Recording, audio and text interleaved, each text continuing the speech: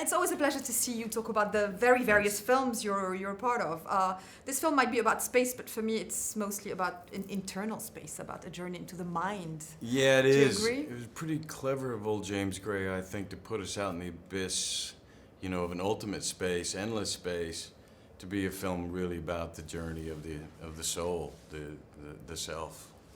It must have been a difficult performance because it had to be very understated, very introverted and internal. Was it a challenge for you? No, I mean that was my take on it. The question is, will it sustain itself? And I remember having an early conversation about James, going, this is gonna be low key. Are we okay? Let me know if we get off track. No, you didn't. You kind of quite engaged us throughout the film, which I think is a testament to you.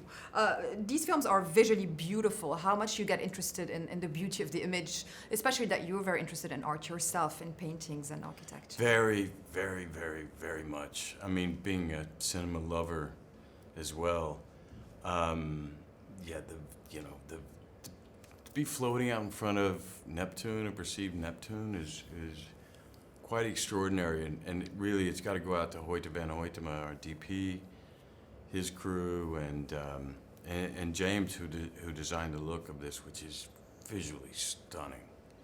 Stunning. Yeah, it's so gorgeous. How much preparation are we talking about in terms of learning the body language of space? I mean, astronauts go through decades. Well, I may be getting a little lazy in my old age because I didn't do a whole lot. I mean, besides watching a few zero-G films, from those in the space station, that was about it for me.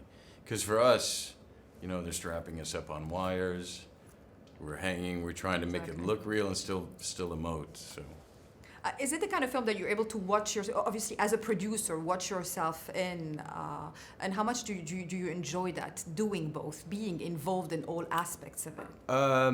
I enjoy the creative side of producing quite a bit.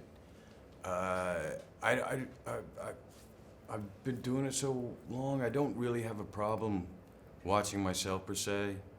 I'm looking at the scene, what's playing, what's not playing, as much as I can judge it, as much as I can remove myself from me.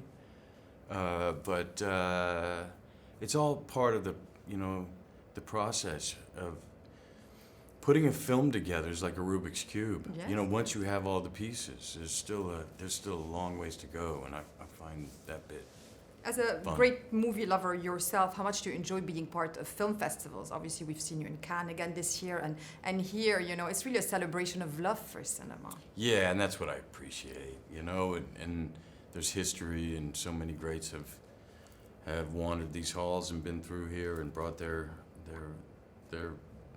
beloved work, and so it's always nice. Do you feel that the movie has a reflection on climate change, and what is your viewpoint on it?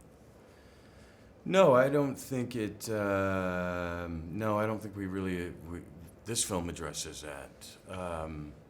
What's my feeling on it? We gotta step up. It's a shame it takes, the Amazon to burn for us to be really aware of the Amazon as the air conditioning unit for all of us, and that we need to step up. We seem to be that way, we get there a little late, but then we get it right, and I believe we'll be the same here. And do you feel cinema has its role into talking about, the problems of the time and the challenges and the beauty of the times?